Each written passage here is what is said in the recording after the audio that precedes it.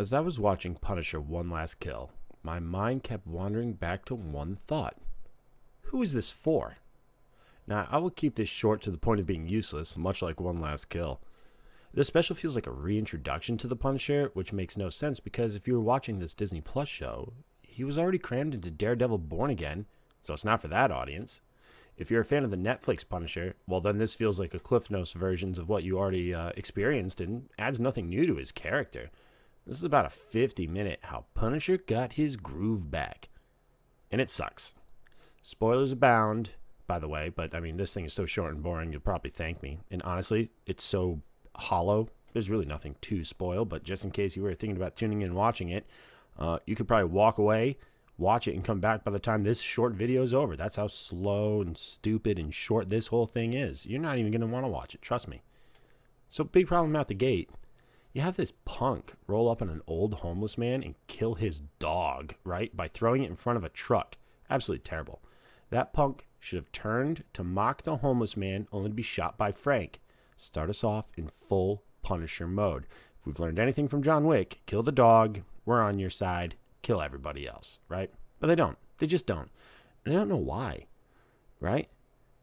Who's tuning in to see an emo/PTSD Frank? There's actually a part in this where outside of him seeing ghosts of his dead like Marines and talking to the ghosts of his family, which we've seen happen, by the way, a million times in every iteration, it's just not handled well in this one, to be honest. But there's a scene where he actually walks down the street in broad daylight and he's watching so much violent crime happen. But because he has so much PTSD, he's like, oh, I'm too in my own head to punish crime. It's sort of what it feels like. Dude, you're the Punisher. And you're not like Punisher day one. You're Punisher day like 1001. You're like, you get in there. Stop these people from doing violent crimes right in front of you. Punish them, Frank. It's in your name. All those emotional scenes are also kind of hilarious because they really lack any punch or purpose for this character. We've already seen it. I mean, they were handled so much better in the Netflix show, like I was saying. So why are we getting like this watered down, soapy, like it feels like, oh, well, he's the Punisher. We must show that his family's dead. Yeah, we know that. People tuning in are knowing that. Why are you doing this to us? Ugh, terrible.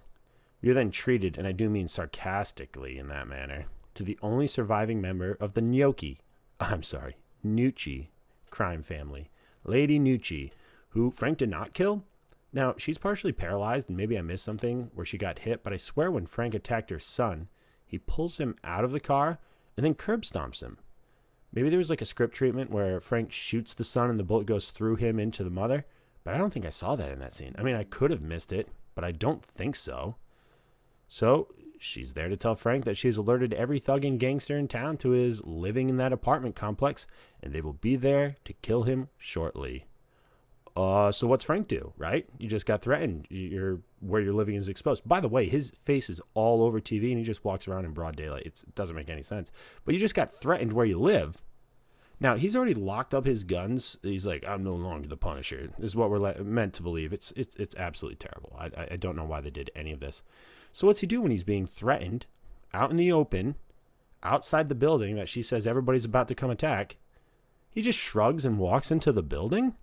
Are you kidding me? Why would you do that? Why not attack her and her goon and then, just start a Warriors-esque fight throughout the city? Why go into the building? That doesn't make any sense. The only reason he goes into the building to corner himself is because the director wants us to be like Dredd or The Raid. And these scenes are like well shot, but it only works if Frank is caught off guard, which he really isn't. I cannot stress enough, he chooses to go in and get himself cornered. Now, you could be thinking, oh, the man, he just wants to die. No, he doesn't. The whole thing is the antithesis of that. It builds up to the fact that he wants to be the Punisher again, which is just ridiculous. We don't need to watch this again. We know who he is. It's in the title. The violence continues almost randomly, which is fine for what it is, but it never really builds to anything other than Frank rededicating himself to being the Punisher. Now, let me get into the title. One Last Kill implies that the one last kill would be Lady Gnocchi. But no, and I know it's Nucci, but I just can't say Nucci without thinking Gnocchi, so we're going to roll with it. He never even attempts to go after her, right? So instead, he finally kills that generic opening punk. Hardly a one last kill. Hardly. Like, what are we doing? It's like, oh, a kill that resonates because we have some backstory on this dude he just shot. We're missing the last 20 to 30 minutes where he puts on the Punisher outfit. I mean, he does put on the Punisher outfit, but we're missing that 20 to 30 minutes where he puts on the Punisher outfit and then storms the compound trying to kill Lady Nochi, right? Nucci, Gnocchi, I don't care. The last kill needs to be the woman who mocked Frank at the beginning and set everything in motion for him as opposed to some random dude. I mean, if you want to have Frank being street level, we don't need any of that backstory. We just need Frank taking out thugs and criminals in like a crime-ridden city. But that's not what we get. Everything is set in motion by Lady Nucci. And we don't even get any resolution on that. And it's called One Last Kill. One Last Kill is the one surviving member of the crime family. I cannot stress it enough. These things matter. I don't get it. I don't get it. Man, this is a mess. Hard pass, my friends. Hard pass. Did any of you see this? Did you also find it to be incredibly frustrating and just like, who's this for? Right? This is not a great version of the Punisher. For my money, and I know it seems cool to say it now, but it wasn't always the case.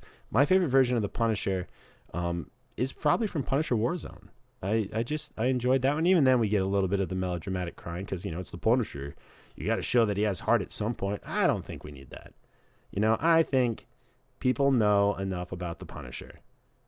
Have him geared up, have him armed to the max, and just have a series of like, almost, you know what?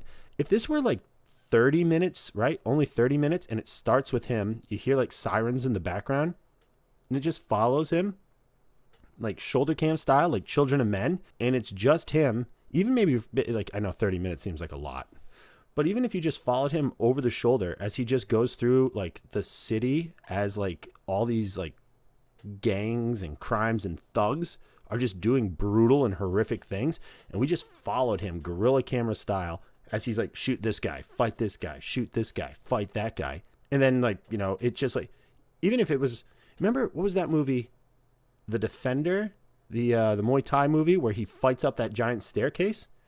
And he, it's like, I think that was the one. Was it The Defender with the elephant? I think so. I could be wrong. Correct me if I'm wrong. Do something like that, but with the Punisher. Could only be a 20-minute short. Him fighting his way into a high-rise apartment, shooting a gangster, end scene. But instead, we get this like half of Frank, like it's PTSD. Oh, baby girl, baby girl, baby girl. And then just random violence that has no emotional payoff except, oh, he kills the dude who killed the dog at the beginning. It's the first thing he should have done. Anyways, that's enough of my ranting. Let me know what you thought. Till next time.